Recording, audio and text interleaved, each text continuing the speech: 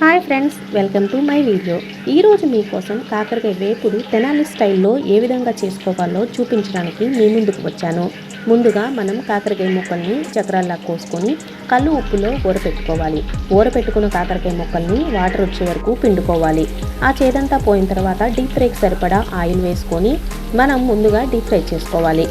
ఈలోపుగా మనం powder prepare చేసుకోవాలి. పౌడర్కి కావలసిన పదార్థాలు ఎండు కొబ్బరి, చిన్నులపాయ, వేయించిన శనగపప్పు, జీలకర్ర, ఉప్పు, కారం ఇవన్నీ కలిపి మిక్సీ వేసుకోవాలి. ఎండు కొబ్బరి, వేయించిన శనగపప్పు, చిన్నులపాయి అంటే వెల్లుల్లిపాయి మీ భాషలో, ఉప్పు, కారం, జీలకర్ర ఇవన్నీ కలిపి మీకు పౌడర్కి ఎక్కువ తినేవాళ్ళు పౌడర్ ఎక్కువ ప్రిపరేషన్ చేసుకోండి, తక్కువ తినేవాళ్ళు తక్కువ చేసుకోండి. ఈ కాకరకాయ వేపుడు తినేటప్పుడు చాలా రుచిగా ఉంటుంది. అయితే షుగర్ పేషెంట్లకి కాకరకాయ చాలా మంచిది.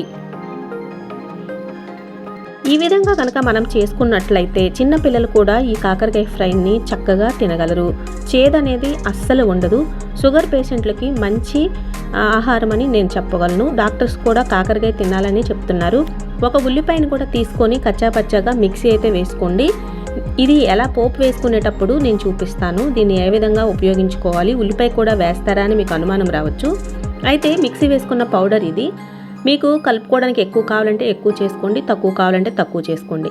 అయితే డీప్ ఫ్రై అయిపోయిన తర్వాత మనం ఎక్కువ ఉన్న ఆయిల్ని తీసేసి పోపుకు సరిపడా ఆయిల్ ఉంచుకొని పోపు దినుసులన్నీ వేయించుకోవాలి. అవి వేగిన తర్వాత మనం ముందుగా రెడీ చేసి పెట్టుకున్న ఆ ఉల్లిపాయ గ్రేవీని కూడా వేసుకోవాలి. వేసుకున్న తర్వాత కొంచెం దోరగా వేయించుకోవాలి. వేయించుకున్న తర్వాత మనం వేయించి పక్కన ఉంచుకున్న కాకరకాయ ముక్కల్ని కూడా ఇందులో వేసి కలుపుకోవాలి. ఇలా వేయించుకున్న ముక్కలు పకోడీలాగా విడిగా కూడా తీసుకుంటే చాలా మంచిది. షుగర్ పేషెంట్లకి మరీ మంచిది. డైలీ ఆహారంలో తీసుకోవచ్చు. మనం కర్రీలో ఈ విధంగా పౌడర్ చేసుకొని ఒక డబ్బాలో స్టోర్ చేసుకొని రైస్లోనే కాకుండా విడిగా కూడా తినొచ్చు. ఈ విధంగా మనం ఆయిల్లో కాకరకాయ ముక్కలు కూడా వేసుకోవాలి. ఈ ఉల్లిపాయ పేస్ట్ వేయించుకున్న తర్వాత కాకరకాయ ముక్కలు వేసి రెండూ కలుపుకోవాలి.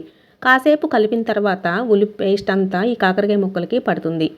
పట్టిన తర్వాత మనం ఇందాక ప్రిపేర్ చేసి పెట్టుకున్న శనగపప్పు పౌడర్ని ఇందులో యాడ్ చేసుకోవాలి. కాసేపు ఆయిల్ ఆ కాకరకాయ ముక్కలకి ఉల్లి పేస్టు పోపులు అన్నీ కలిసే విధంగా తిప్పుకోవాలి. చివరిగా మనం తయారు చేసి పెట్టుకున్న పౌడర్ని కూడా వేసి కలుపుకోవాలి. అంతేనండి, తెనాలి స్టైల్లో కాకరకాయ ఫ్రై రెడీ అయిపోయినట్లే. ఇంకెందుకు ఆలస్యం, మీరు వేడివేడి అన్నంలో కొంచెం నెయ్యి వేసుకొని ఈ కాకరకాయ ఫ్రైని కలుపుకొని తినొచ్చు, లేదా విడిగా స్నాక్స్ లాగా తినొచ్చు. ఎవరికి ఏ విధంగా నచ్చితే ఆ విధంగా అయితే తినడానికి బాగుంటుంది. దీనిని ఒక డబ్బాలో స్టోర్ చేసుకుంటే నాకు తెలిసి ఒక వారం వరకు నిల్వ ఉంటుంది. కానీ ఎక్కువ రోజులు నిల్వ ఉంచుకోకుండా తింటేనే మంచిది. Thank you friends, my video.